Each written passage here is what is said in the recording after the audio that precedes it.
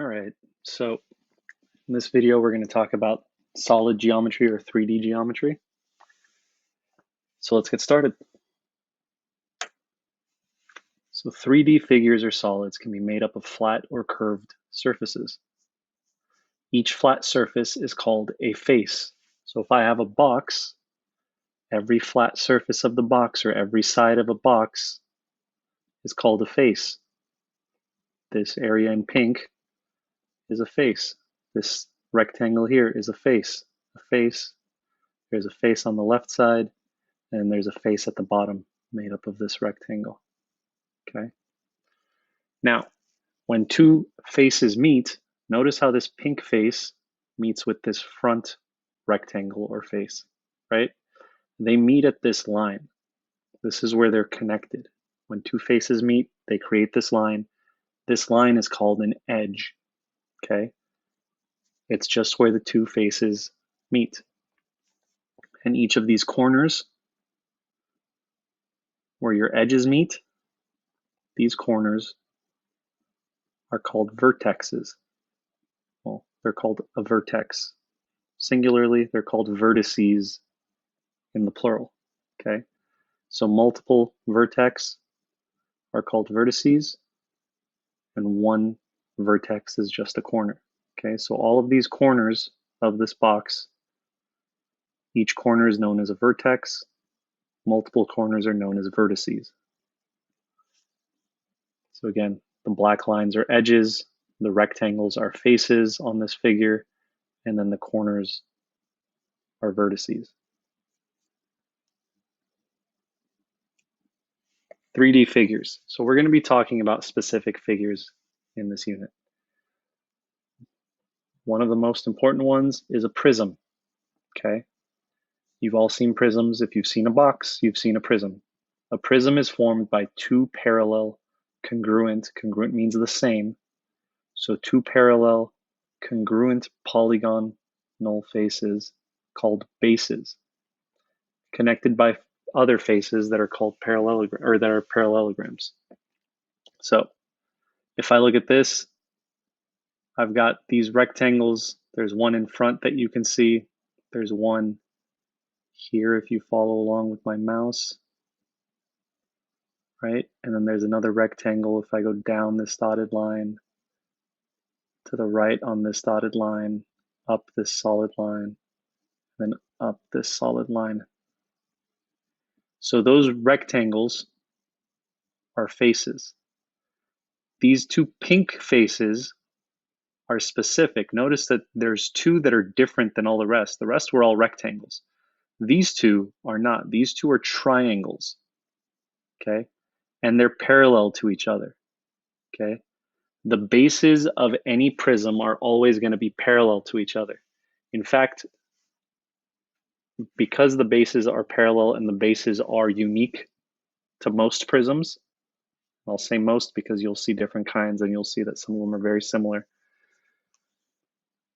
The bases tell us what kind of prism it is. So in this case, notice the bases are triangles, right? There's a triangle here in pink, and there's another triangle down here in pink. So these are the bases. These are the quote-unquote tops and bottoms. This prism would be called a triangular prism, okay? The faces are always going to be some sort of rectangle. Everything else is going to be any other shape in terms of the bases. A cylinder. Well, a prism is made up of polygons. A cylinder has bases that are what? They're circles, right? Notice there's a circle up here and a circle down here. And they're kind of attached with this round little, it's not really a face, but it's similar to one. So prisms and cylinders are very similar to each other. They both have two bases, right? The only difference is the bases of a prism are polygons and the bases of a cylinder are circles. Okay, you're going to see a lot of similarities when we start talking about surface area and when we start talking about volume. Now, if you have something that looks like a prism but only has one base, then you're going to have a pyramid.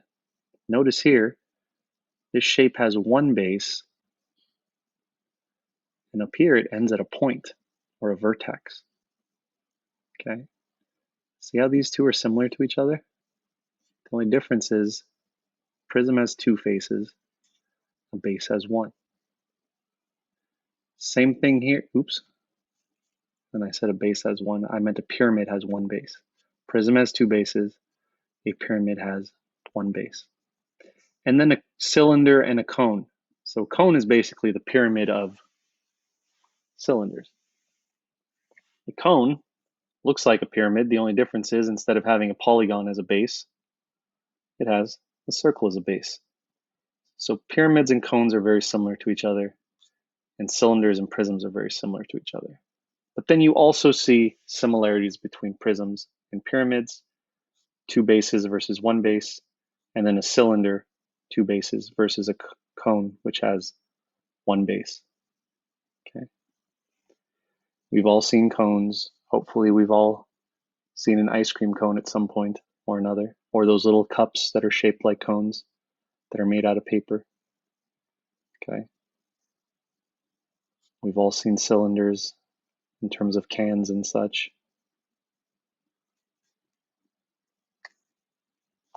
So let's look at the parts of prisms and cylinders.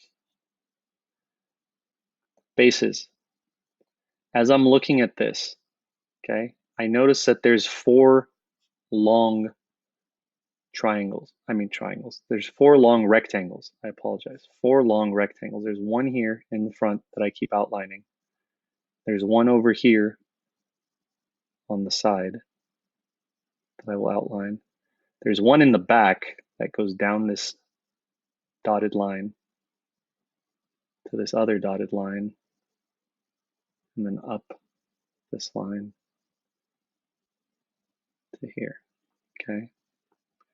And then there's another rectangle that goes down this dotted line to the left on this dotted line, up this solid line, and then up towards the right on this solid line.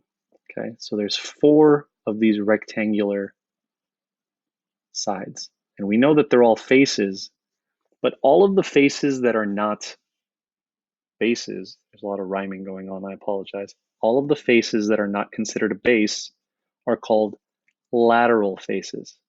Okay, they're called lateral faces, meaning that they're the faces that are on the side. Okay, when you think about lateral movement, you're moving from side to side, right? If you play basketball, volleyball, all those sports, when you move laterally, you're moving side to side. Well, these faces are on the sides of the prism. The bases are at the top and bottom. Now, we know that regardless of whether we have this base lengthwise or we put it on one of its lateral faces, that this smaller rectangle and this other smaller rectangle are going to be the bases because there's only two of them. Okay, remember on a prism, you can tell which one the base is because of the fact that there's only two that are alike. The only exception to that is a cube, and I'll show you a picture of that later. Okay. Same thing on a cylinder. The bases are always going to be circles. They're parallel to each other. One's at the top, one's at the bottom. Okay. On a cylinder, we don't have a lateral face, but we do have a height. And because it's a circle, we also have a radius or a diameter if it goes all the way through. And we're going to need those when we find surface area and volume later on. So polyhedron is a 3D figure. We already talked about what a prism is. It's a 3D figure with two congruent parallel faces that we call bases. And a cylinder is a solid with congruent circular bases that are parallel to each other. So here are types of prisms, okay? Notice again, on this prism, there's one rectangle, I'm tracing it right here, okay? I started up here on this dotted line, went straight down to the left, up this solid line, and then up to the right on the next solid. There's the other rectangle where if I go down, where did my mouse go? Where if I go down the dotted line, down to the right on this dotted line, up the solid line, and then up to the left on the solid line. That's our second lateral face. And then there's the one that's made up of this solid 4 lines. Go down to the right, up, and to the right. Okay, notice there's 3 rectangles. Now the bases are these 2 triangles. There's only 2 of them. There's this one, outlining it right now. It's on these 2 dotted lines, and this third side that's solid.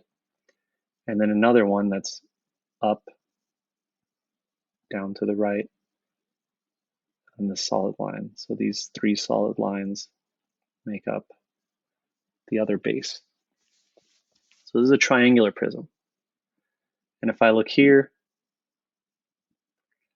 on this rectangular prism, notice that every opposite face is its own unique set.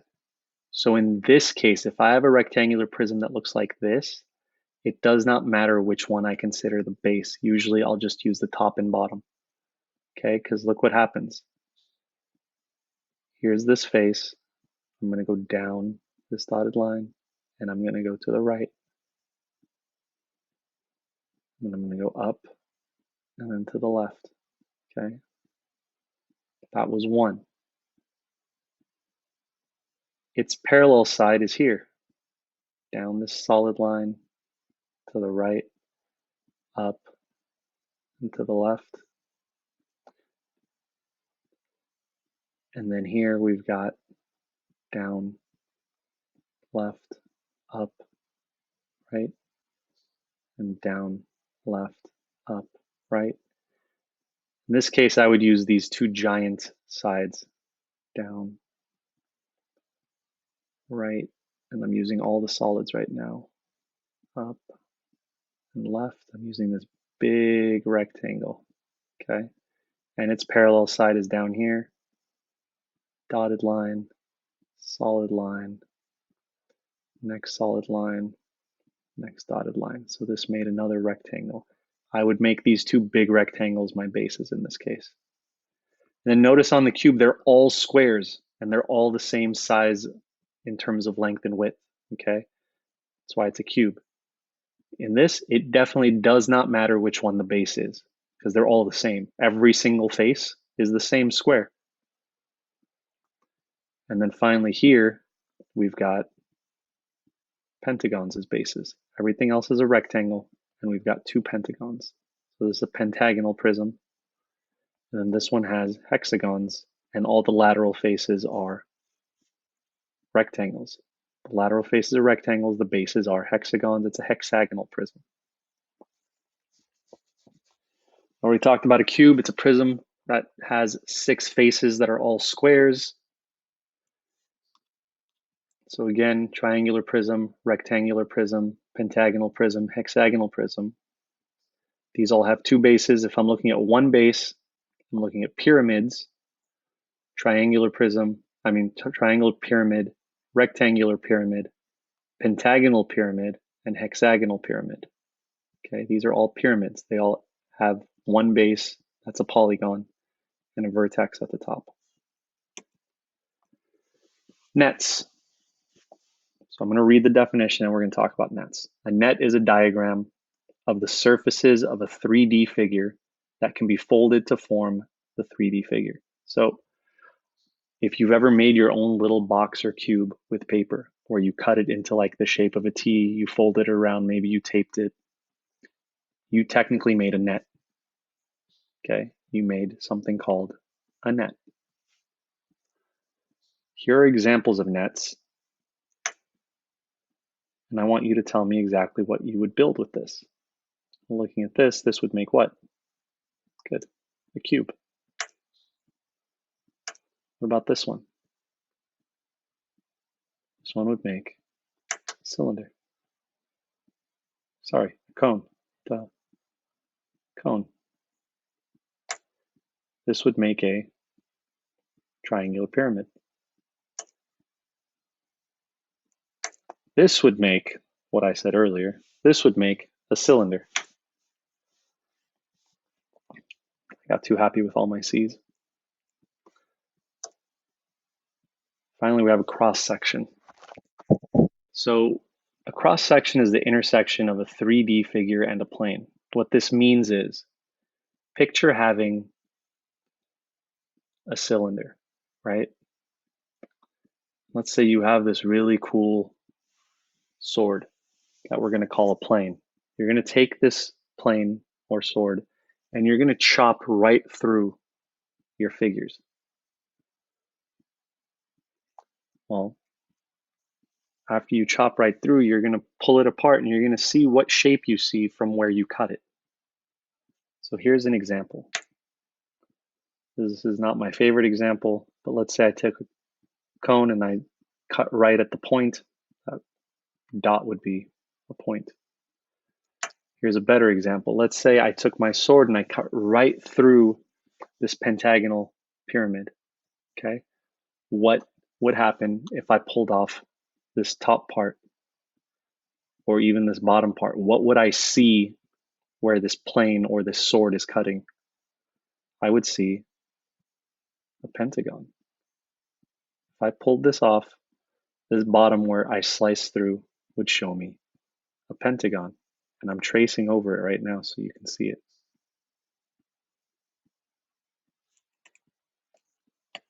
What about this one? If I have a hexagonal prism and I sliced right down the middle, well, then I would have a hexagon. What about here? I have a cone and I sliced right down the middle. Well, if I pull these two sides apart, I would see a triangle.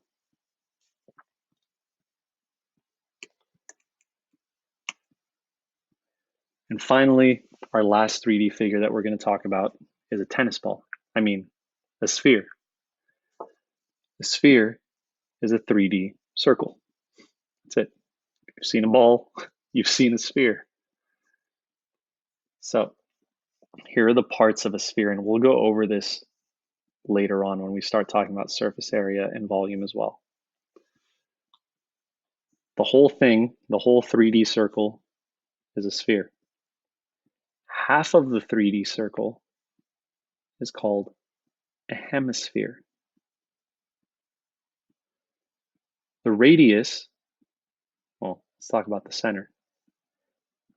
The very middle inside of the circle, okay? Not on the outside, but on the inside of the circle, the middle. Think of it as the Earth and the Earth's core. That's the center. The radius would be anywhere from the outside to the inside center. And then finally, the great circle. The great circle is the biggest circle you would have. Thinking about cross sections, if I kept slicing through this sphere, I would have a smaller circle here, slightly bigger circle here, but I would have my biggest circle if I sliced it right down the middle. So think of the great circle as where the equator is on the Earth, right? The equator is supposed to be the part of your latitude? Sure. Geography is not my strong suit, but it basically would cut the Earth right in half, right? So that would be the great circle. It's the biggest part. It's the biggest cross-sectional circle that you would have if you cut right down the middle of the sphere. Okay. So that's it for the parts of a sphere. That's it for the 3D figures. If you have any questions, I know it was a lot and it's kind of hard to follow online.